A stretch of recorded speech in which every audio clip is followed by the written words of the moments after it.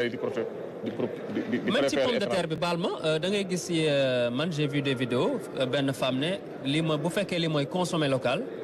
war nañ ko xoolaat parce que la pomme de terre bii ñuy bàyyee fii boo ko sa jigéen ñi buñ ko saafee diwlin kese la par rapport ak importé bi nga xam ne buñ ko saafee c'est bien et tout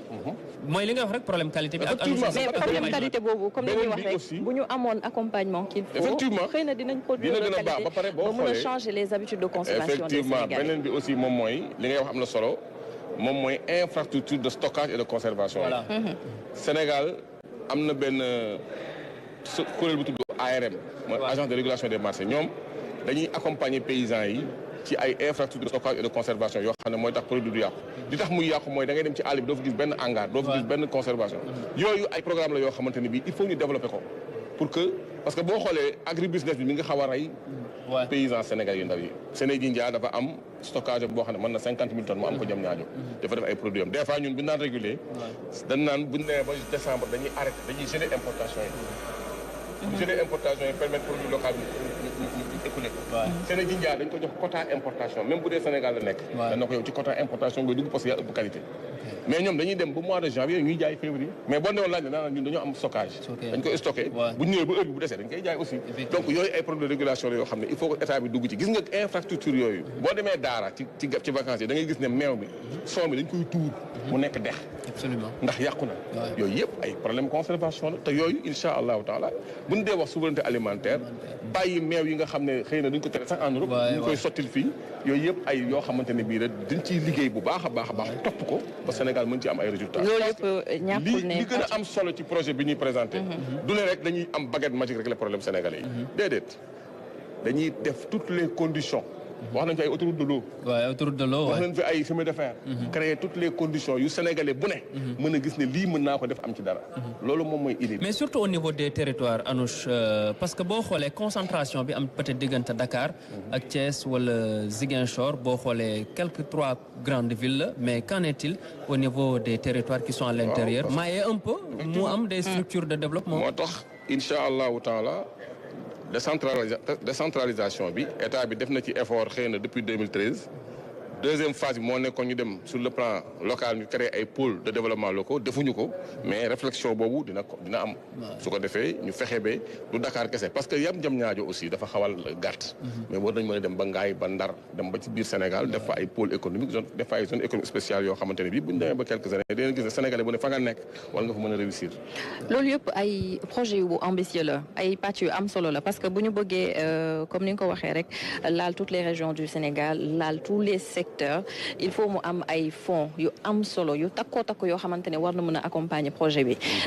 yow en tant que économiste dan nga jàpp ne lan lañ war a mën a def pour mën a dajale fonds yooyu ngir mën a réaliser projet bi. waaw xam nga aussi foofu man bokkuma ci ñi nga xam ne xëy na dañoo nekk ci biir parti yi man c'est vrai que j'ai soutenu projet PASTEF bi parce que philosophie sa xam-xam rek en tant que économiste. man li ma gën a xalaat moom mooy il faut que aussi sénégalais yi ñu sensibiliser leen ci benn affaire moom mooy réussite boo gis dafa am un sacrifice de départ parce que man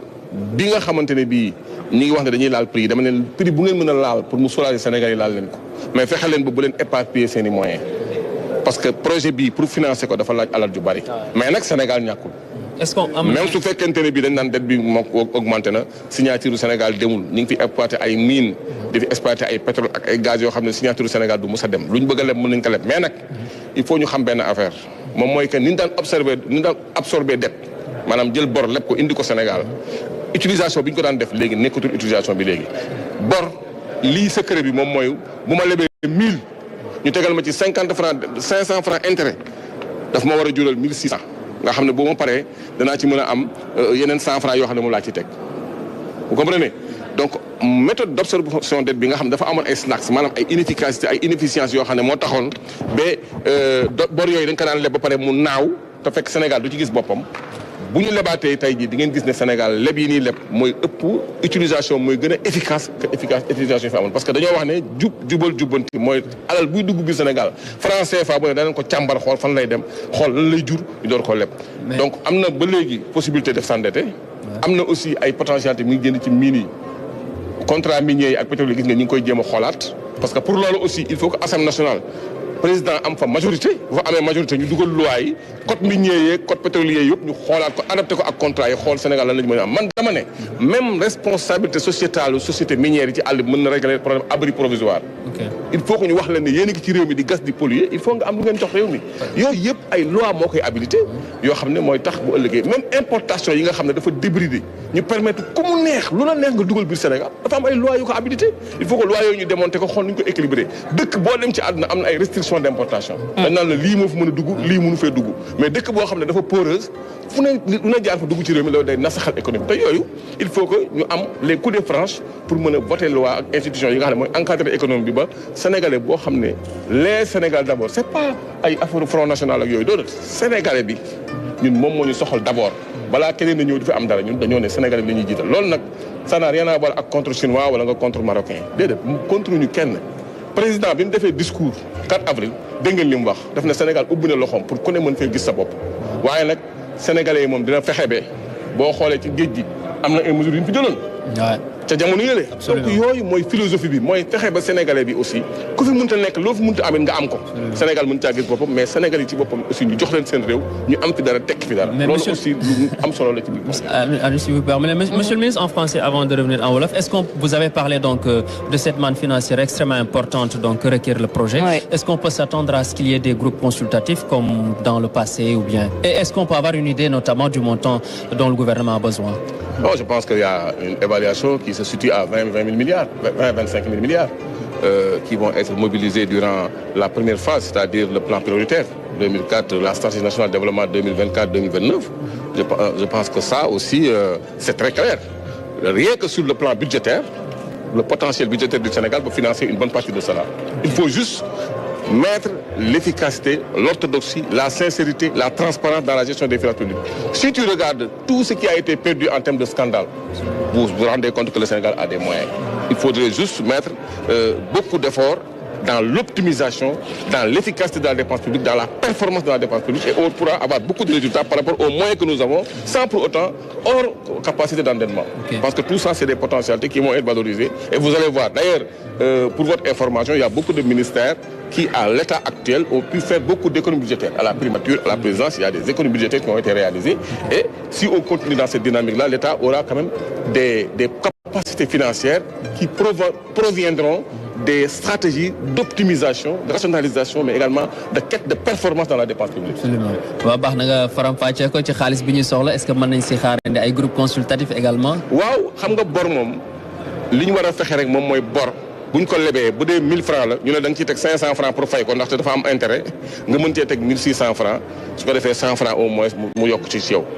mais bor yi ñu fi daan lépp ñun ñëpp xam nañ ne bor la yoo xamante ne bii Sénégal da ko doon fay ba pare fekk liggéeyul sax li tax mën ko fay loolu moo indi endettement bi dem ba nekk 83% du PIB ñii fi nekk nag ci nguur gi dañoo wax jubal jubbanti dafa am dimension sincérité transparence quête de performance maanaam fexe ba ñu ñoŋal ni ñuy jëfandikoo alalu réew mi te gis nga boo xoolee scandale yi am Sénégal depuis boobu ba léegi liñ ci perte ci xaalis am na ñu naan 12 000 milliards jëlee nañ ko biir Sénégal sàcc ko mais yooyu buñ ko fexee ba fatt ko am na la ca Sénégal mën a amee pour que yenn projets yi ñu mën ko financer te ñi fi nekk nii gis naa ne ñoom ci dynamique boobu la ñu nekk. li ci des nag moom mooy bor moom Sénégal mën na leb ba léegi parce que dëkk bu am pétrole am gaz am ay mines. daan leb di fay am na possibilité dem lebaat mais nañ fexe bu ñu lebee rek li ñuy leb. mu mën a jur li tax ñu leb ko. donc loolu moom mooy li nga xam ne moo ci nekk. jërëjëf El Hadj Mounirou Ndiaye si li nga àndoon nag ñun tey wax ji am na solo nga nekk ministre conseiller chargé du bureau de suivi et d'évaluation des politiques et programmes publics merci d'avoir été avec nous ce matin. bëggoon nañ continuer wax c'est très intéressant mais nag il faut mu dem ci biir.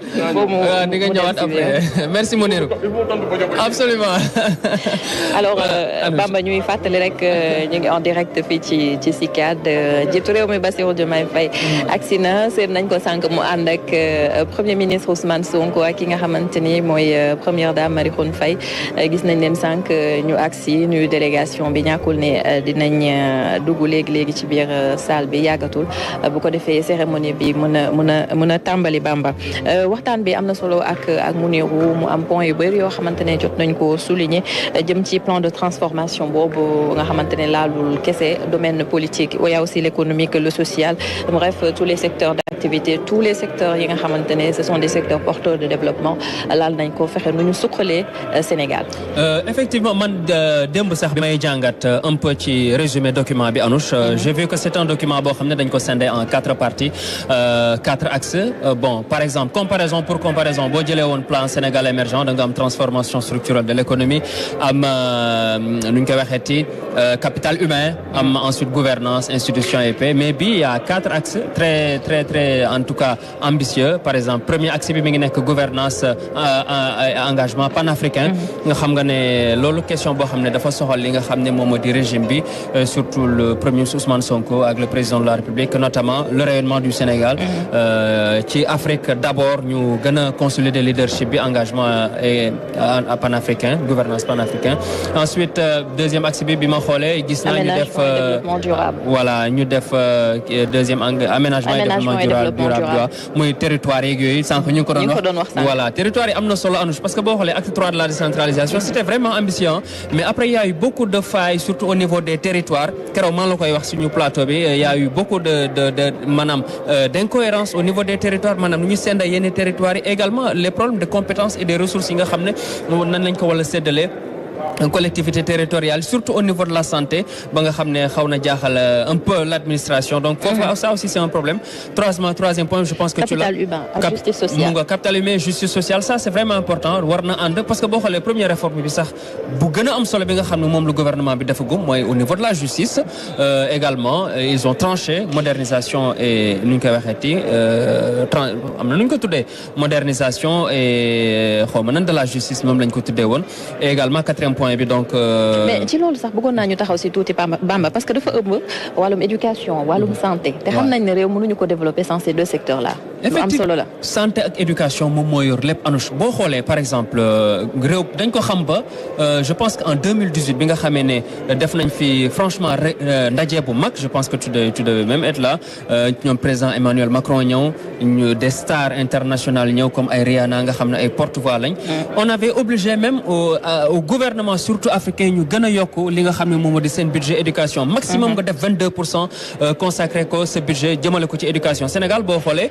ci jamono yooyu budget bi consacré nañ ci lu toll ci 40% de l'éducation parce que éducation moom moo yore réew xam-xam naka la ñuy sànq ñi ngi wax ay problème de transformation formation professionnelle donc loolu yëpp éducation la boo ensuite santé parce que boo amul wér-gu-yaram mënoo faju donc c'est impérativement lié c'est vrai que gouvernement bi fi jàll am nañ ay présent teg na ay structures hospitalières yu am solo par exemple des hôpitaux de niveau 3 et 4 nga xam ne un peu élargir na la carte hospitalière mais ba tey des na parce que santé moom ni ma koy faral di waxee loo si def rek du doy parce que la population augmente la santé coûte cher quand même au Sénégal la santé coûte cher au Sénégal loolu moom parce que dañ naan Sénégal moom del ñaan di wér rek parce que boo feebaree déjà au niveau des urgences et des accueils c'est véritablement un problème da ngay ñëw kenn du la nangoo laal boo amul yenn imputation budgétaire yooyu doo ko mën a am prise en charge nekk na question boo xam ne je pense que am na benn époque boo xam ne ci defoon nañ fi les assises des urgences